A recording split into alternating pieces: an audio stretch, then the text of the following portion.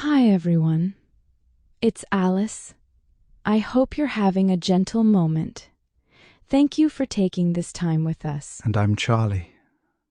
I've been excited and slightly nervous for today's episode, because the moment you hear what we're talking about, you'll probably think, yeah, that sounds like me.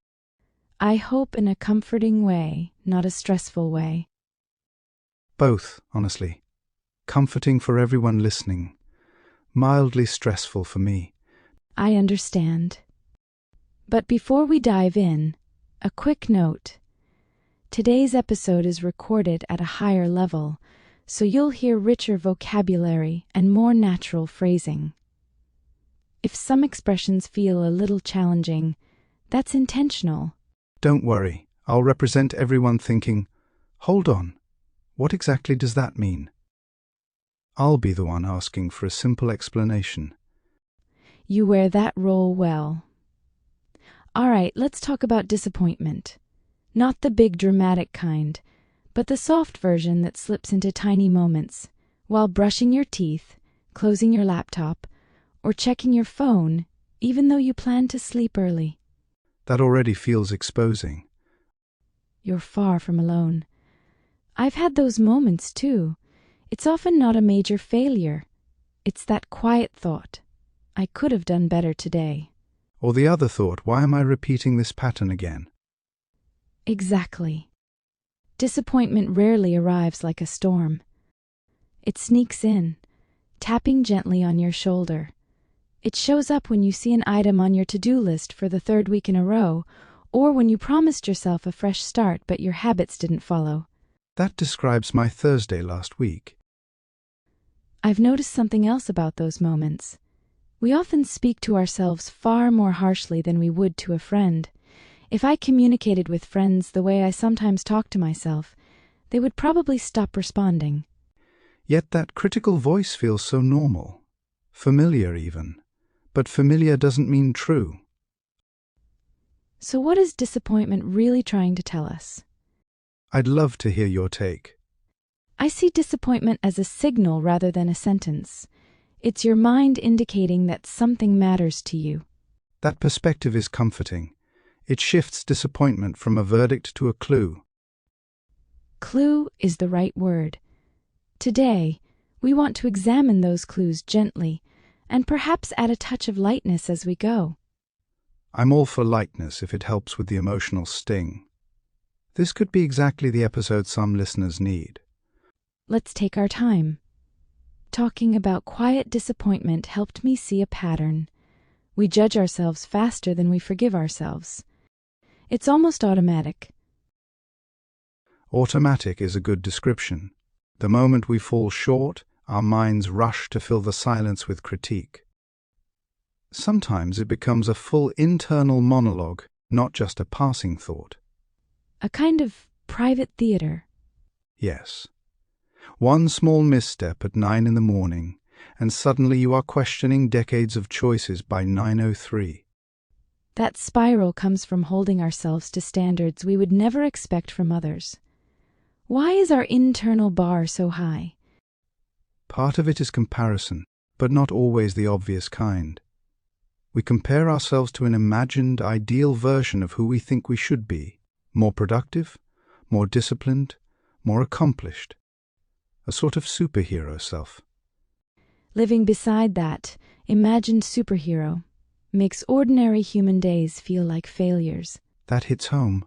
I sometimes wake up hoping to be that flawless version, and by midday I'm telling myself maybe next year. That leads to unrealistic expectations. We assume change should be instant, that growth should be dramatic. In truth, meaningful change is usually slow and subtle.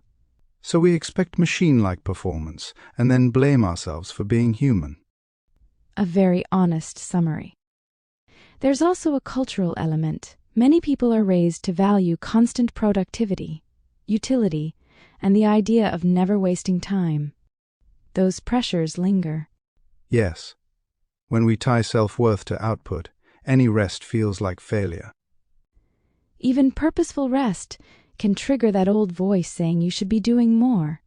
But that voice arises from outdated beliefs, not from facts. Disappointment becomes louder when we accept those beliefs without questioning them. So the deeper question is, who taught me that I must be perfect? And do I still want to accept that lesson? Exactly. Asking those questions is like opening a window in a stuffy room. Self-kindness doesn't mean lowering standards. It means setting realistic, humane expectations. That's an important distinction. Our listeners might find that freeing. Understanding why we're harsh is the first step to changing our response to disappointment. Instead of punishing ourselves, we can learn to understand ourselves. With understanding, things become softer and more possible. A story comes to mind here. Years ago, I worked with someone named Mira. Her case stuck with me because she showed how quickly disappointment can turn into self-blame and how one honest perspective change can shift everything. I like the name already. What happened? Mira was highly capable, creative, organized, the sort who color-coded everything. But she had a single pattern. A tiny error would send her into a deep emotional spiral. She didn't just feel disappointed. She felt broken. A dramatic internal monologue was her default. Yes. Once she missed an important deadline. Nothing catastrophic, but enough for her to collapse emotionally. She canceled plans, turned off her phone, and concluded she was unreliable. I've been there. One mistake and you rewrite your identity. The turning point came the next morning. She expected her manager to be angry, but he said something very simple. You're allowed to be imperfect. What matters is whether we understand what happened. That must have felt like a release. She told me she felt an internal unclenching. Disappointment stopped being a moral failing and became information. She asked, "What actually went wrong?" instead of "What's wrong with me?" That's a drastic shift, from blame toward curiosity. And practically the reason was simple. She had overbooked herself and underestimated a task. Not a moral flaw, just a scheduling issue. So the problem was the system, not her. Exactly. She changed her approach, smaller tasks, clearer time blocks, more realistic plans. Importantly, she stopped equating worth with productivity. When you stop letting a mistake define you and treat it as guidance, you can fix things quickly. Mira fixed her issue in 20 minutes but punished herself all night. We've all done that. Turning disappointment into punishment accomplishes nothing. But turning it into clarity helps you improve, sometimes faster than you expect. That will resonate with many listeners. It certainly does with me. Let's keep exploring. Mira's story made me notice my default reaction. When I fail, I react harshly rather than respond thoughtfully. Reacting is immediate and emotional. Responding requires a pause and a choice. It's strange. When a friend slips, we say, "It's okay." When we slip, we act as if we committed a crime. The double standard is real. We give kindness to others that we deny ourselves. How do we change that? How do we stop the self-punishment? Start by noticing your inner tone without fighting it. When that voice says, "You always mess up," pause and ask, "Is that true or an old habit speaking?" So you separate yourself from the reaction. Yes. And with that tiny distance, you can choose a gentler response. Something simple, "I made a mistake." What actually happened? Or "I'm disappointed, but I can still act." That's softer, clearer, less dramatic. Reacting often stems from fear, of repeating mistakes, of being judged, of not being enough. Responding allows you to see the facts clearly.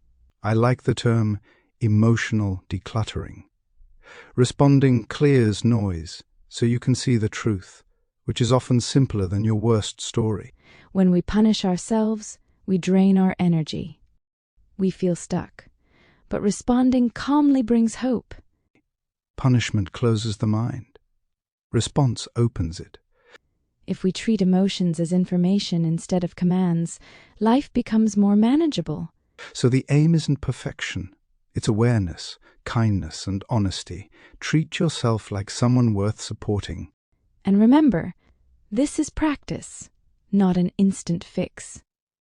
Each small, thoughtful response strengthens your relationship with yourself. I'm ready to try. Perhaps listeners are too. Let's practice together. While we talk, something occurred to me. Disappointment often means broken self-trust. It's not just about the error. It's about the tiny crack formed when you don't follow through on your plans. Self-trust underpins everything: routines, goals, confidence. When you break promises to yourself, doubt grows. The good news is, self-trust rebuilds through small wins. You don't need a grand gesture. Do the little things you said you'd do. Even 2 minutes count. Proving to yourself that you are reliable changes everything. I used to think I needed big wins to feel worthy. Now I see joy in small acts: tidying my desk, finishing a message, drinking water before checking my phone. These tiny actions create momentum and restore trust faster than chasing perfection. And when you accumulate small, consistent actions, disappointment loses its power. It doesn't land as hard because you're not a stranger to your own effort. Small wins build a partnership with yourself. It's like being teammates rather than opponents. We're not designed for internal conflict. We're meant to support ourselves. Imagine if everyone treated themselves like a close friend. The world would be kinder. Disappointment would still exist, but it would guide rather than define us. So where does someone start if they feel disappointed right now? Begin with one small, honest action you can finish today. Something manageable that says to your mind, I showed up. That single step rebuilds trust. And from that step, the sense of reliability grows again. Let's slow down a bit. Disappointment can feel heavy, but it does not mean you're broken. It means you care. Caring is a strength. You are not alone. We've all had moments we wish we'd handled differently. You are human, learning, growing, sometimes fast, sometimes slow. That is okay. What matters is you are here, you are trying, and you are still showing up. Even a small step tonight counts. Offer yourself some kindness tonight, a little honesty, a little space to breathe. And maybe pick one tiny thing that reminds you you can be trusted again. We are cheering for you. Take care of your heart. We'll meet again in the next cozy episode. Remember, you're doing better than you think. Goodbye. Stay cozy and see you soon.